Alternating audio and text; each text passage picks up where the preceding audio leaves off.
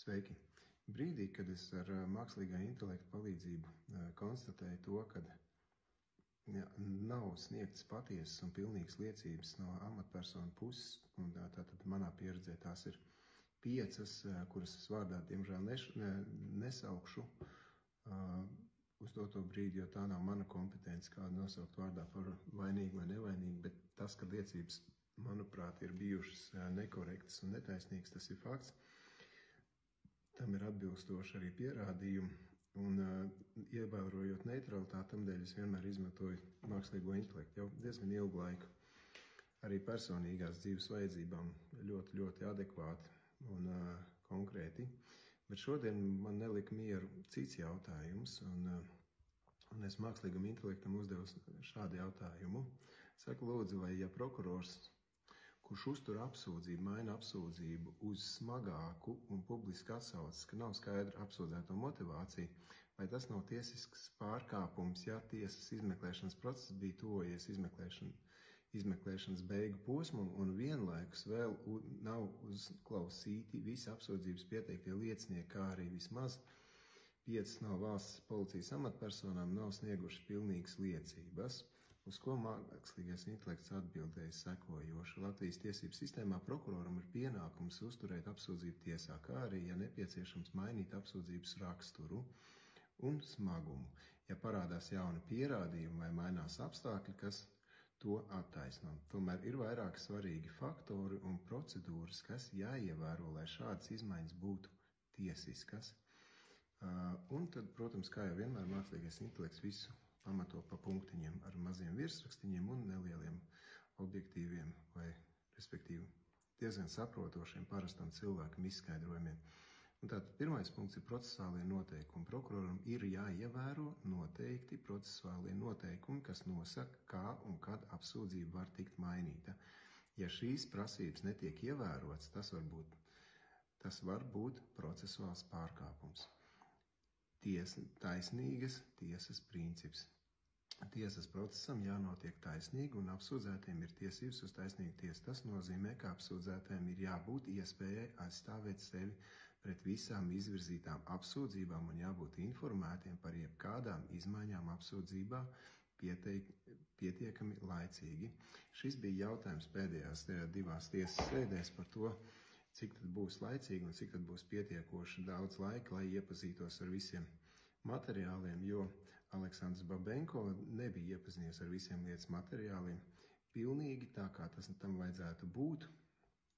Protams, prokurors uzskatīja, ka visi ir iepazīstināti konkrēti ar materiāliem un korekti, bet tomēr tiesa un tiesnesis Sigita Dolniece lēma par to, kad piešķir šiem cilvēkiem vai tātad apsūdzētiem laiku, lai iepazītos ar pietiekoši daudz un vai visiem lietas materiāliem. Un cerams, ka tas būs tiešām ar visiem lietas materiāliem, lai varētu saņemt taisnīgu tiesu visi.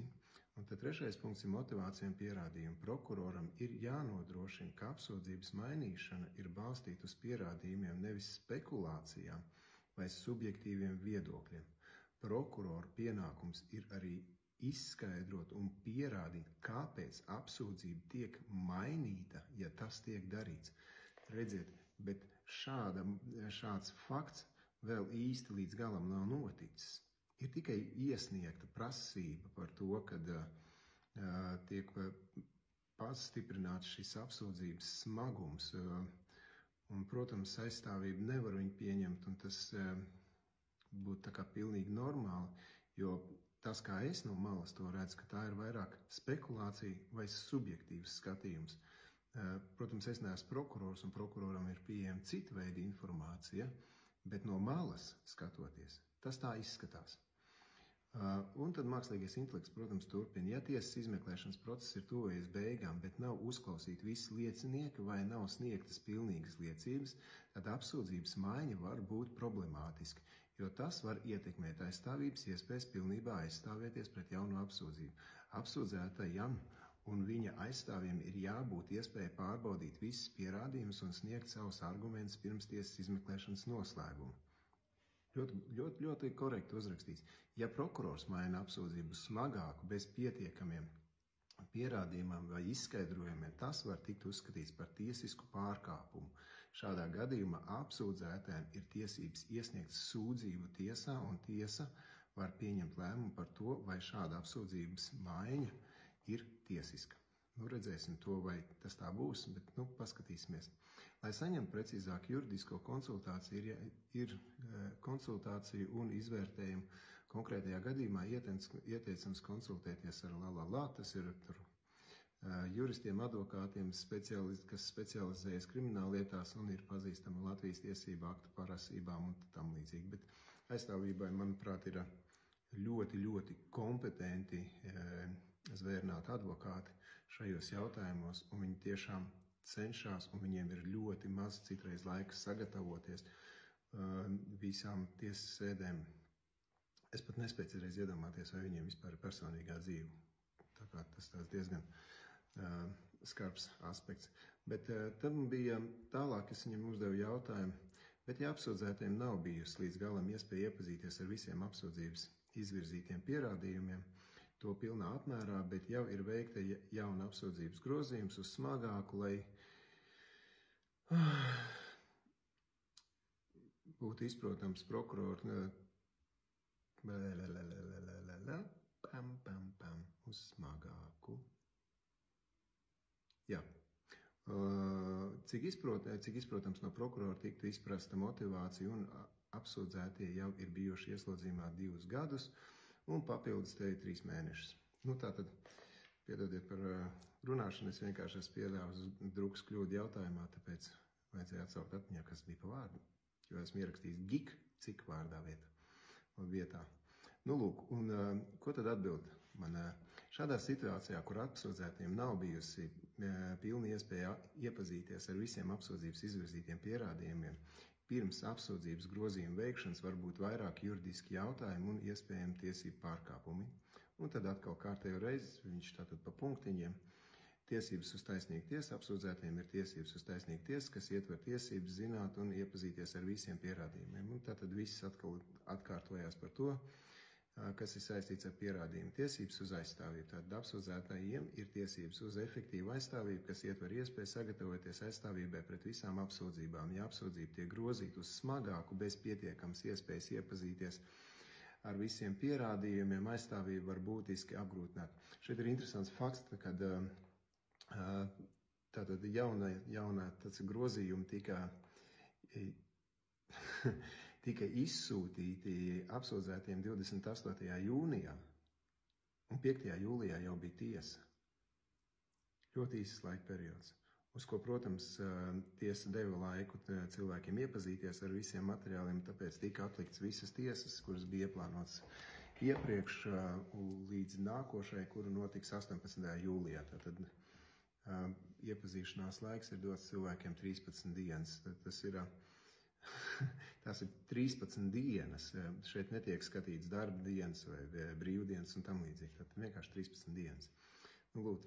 Un tālāk ir izmeklēšanas ilgums un ieslodzījuma laiks. Fakts, ka apsūdzētie jau ir bijuši ieslodzījumā 2 gadus un vēl 3 mēnešus, arī ir būtisks faktors. Ilgstošs izmeklēšanas periods bez iespējas pilnībā iepazīties ar pierādījumiem un bez tiesas spriedumu var būt uzskatāms par cilvēktiesību pārkāpumu. Lūk tā. Un šie cilvēktiesību pārkāpumi tika uzskaitīti tādā laikā, kad apsūdzība tika lasīja noraidījumu tiesnesei Sigitai Dolniecei. Protams, tiesnes nepieņēma šo noraidījumu, bet tas, ko mēs varam redzēt procesā, ir uzlabojumi no tiesneses puses, kad ir vairāk korekta, taisnīga šī tiesa, kad cilvēkiem tiek uzklausīti šie viedokļi, tiek dot šīs iespējas. Un tā tad ir šī pretīmnākšana, kas arī parāda par to, ka tiesnesis pilda to neutralitātes funkciju un no malas neietekmēšanas funkciju un tam līdzīgi. Un tepat ir mākslīgais intelekts devis 4 piemērus, lai risinātu šādu situāciju apsūdzētajiem un viņu aizstāvjiem būtu jāapsver šādi soļi, kur mēs nolasīsim. Bet ņemiet vērā to, ka šī informācija var noderēt jebkuram cilvēkam. Es skatos pagaidām caur vienu, tā kā tiesas procesu.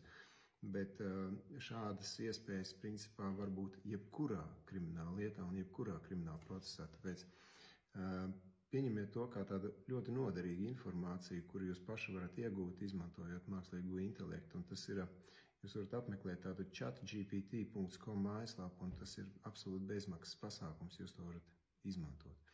Ir arī jaunāka versija, kas ir pa maksu, kuru es izmantoju, bet principā arī ar bezmaksas šo mākslīgā intelekta palīdzību jūs varat izdarīt ļoti daudz. Nu, lūk, tātad, ko tad var aizstāvīgi pildīt, pieņemsim, apsūdzētiem un viņiem aizstāvjiem? Iesniegt sūdzību tiesā apsūdzētajiem vai viņu aizstāvjiem vajadzētu iesniegt sūdzību tiesā par procesāliem pārkāpumiem, kas saistīti ar nespēju iepazīties ar visiem pierādījumiem un apsūdzības grozījumiem, kas ir principā jau darīts. Pieprasīt izmeklēšanas materiālus aizstāvjiem vajadzētu pieprasīt pilnīgi piekļuvi visiem izmeklēšanas materiāliem un pierādījumiem, lai varētu pienācīgi sagatavot aizstāvību. Šo faktu pilda daļēji, jo esmu bijis klātesošs pie tā, kad apsūdzēto aizstāvi prasa visādus dokumentus un prokuratūra izsniedz tos, kurus prasa, un bieži vien ir dzirdēts arī tāds fakts, ka šie dokumenti ir kaut kādi procesuālie dokumenti, kuri netiek izsniegti, ja viņi netiek prasīti. Tātad, principā ir tā, ka ja apsūdzība tiek uzturēta, pieņemsim no prokuratūras puses, un jums ir aizstāvs, kurš jūs aizstāv, tad jums ir jābūt piekļuvēji visiem šiem materiāliem. Arī tie, kas uztur apsūdzību, viņiem, principā, lai uzturētu apsūdzību, viņiem vajadzētu izsniegt visus dokumentus, kas ir saistīti ar apsūdzības uzturēšanu, no jebkuras nianses, lai, pieņemsim, aizstāvība varētu pilnībā aizstāvēties. Ja šis netiek nodrošināts, tad principā ir kaut kāds procesālais pārkāpums. Lūgt izmeklēšanas pārtraukumu vai apsūdzības atsaukšanu. Ja tiek konstatēti būtiski procesuālie pārkāpumi, aizstāvība var lūgt izmeklēšanas pārtraukšanu vai apsūdzības atsaukšanu, balstoties uz to, ka apsūdzība nav tiesiski pamatota.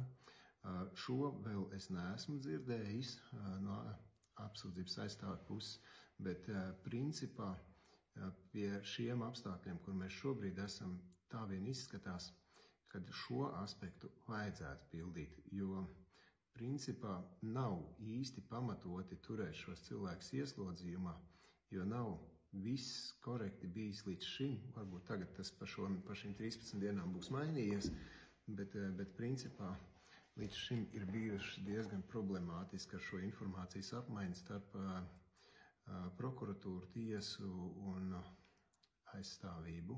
Lai gan tiesa principā ir bijusi ar dokumentiem ļoti korekti, bet tieši no prokuratūras puses ir bijušas problēmas. Tas ir tas tik, cik es esmu dzirdējis un redzējis un bijis klātsošs. Un 4. punkts - konsultēties ar advokātu. Nu, protams, tas ir skaidrs. Un tad ir vēl viens jautājums, ko es viņam uzdevu tam mākslīgam intelektam, un tas ir sekojoši. Ir fakts par nekvalitatīviem video un audio materiāliem un to, ka tiesā ir iesniegts modificēts video materiāls no apsūdzības uzturētājiem, bet aizstāvībai pilnu nemodificēts video materiāls nav ticis izsniegts gan audio, gan video. Un tad, ko atbild mākslīgais intelekts, ir šādā situācijā, kur apsūdzības uzturētāji iesniedz tiesā modificēt video materiālus, bet aizstāvībai netiek sniegt pilnu un nemodificētu materiālu, ir ļoti nopietna un var būt par pamatu vairākiem būtiskiem procesāliem un cilvēktiesību pārkāpumiem. Šeit ir daži galvenie aspekti un ieteikumi, kā rīkoties šādā situācijā, un nolasīšu. Pierādījumi, pilnība un autentiskums. Video un audio materiāli ir būtiski pierādījumi krimināllietās, un tiem ir jābūt pilnīgiem un autentiskiem. Modificēti vai rediģēti materiāli var būt maldinoši un neobjektīvi. Procesuālais taisnīgums prasa, lai apsūdzētajiem būtu piekļuvi pilnīgiem un autentiskiem pierādījumiem, lai viņi varētu pilnībā sagatavot savu aizstāvību. Tad visu šo laiku tas tā nav bijis. Varbūt tagad tas tā būs, bet to mēs redzēsim tikai procesa gaitā. Bet līdz šim šis punkts ir bijis ļoti pēdiņās oriģināls. Viņš tur vienkārši tiešām oriģināls uz modificēšanu. Tad ir tiesības uz aizstāvību. Aizstāvībai ir tiesības saņemt visus pierādījumus, kas ir pieejami apsūdzībai. Šajā gadījumā tas ietver nemodificētus video un audio ierakstus. Tātad pat prokurors principā pat nedrīkst attaisnoties par to, ka nav pieejami kaut kādi nemodificēti materiāli vai to, ka viņi ir kaut kur nolikti, iearhivēti un tam līdzīgi. Tad tā ir principā maldināšana, tas ir procesa vilcināšana, un tas ir cilvēktiesību pārkāpums un procesuālais pārkāpums. Ja aizstāvībai nav sniegti visi pierādījumi, tas var būt būtisks procesālais pārkāpums, var ietekmēt tiesas spriedumu taisnīgumu. Lūk, mīļie draugi. Tāds oriģināls fakts, vai ne? Un tad ir juridiskie soļi, pārkāpuma apstiprināšana, cilvēktiesību pārkāpumi un ieteicamās rīcības. Tīri priekš informācijas nolasījuši par to, ko tad viņš raksta tālāk. Tiesības uz aizstāvību. Aizstāvībai ir tiesības saņemt visus pierādījumus, kas ir pieejami apsūdzībai. To mēs jau lasījām. Juridiskie soļi. Iesniegt lūgumu tiesā par piekļuvu visiem nemodificētiem pierādījumiem. Aizstāvība var pieprasīt tiesai, lai apsūdzība izsniedz pilnus un nemodificēts video un audio materiāls pārsūdzēt tiesas lēmumu, ja tiesa neļauj piekļuvu visiem pierādījumiem vai ja tiek konstatēti būtiski procesāli pārkāpumi. Šis ir ļoti būtisks aspekts katram cilvēkam, kas saskarās ar jebkurām krimināllietām. Tad ir pārkāpuma apstiprināšana. Aizstāvība var pieprasīt, lai neatkarīgs eksperts pārbauda iesniegtos video un audio materiālus, lai noteikti, vai tie ir modificēti. Lūk, šādi aspekti nav bijuši, bet vajadzētu būt, it sevišķi ņemot vērā to, cik tad svarīga ir šī lieta. Ja tiek konstatēti pārkāpumi, piemēram, modificēti vai nekvalitatīvi pierādījumi, aizstāvība var lūgt tiesu izslēgt šādas pierādījumus no lietas materiāliem. Lūk, principā varētu prasīt.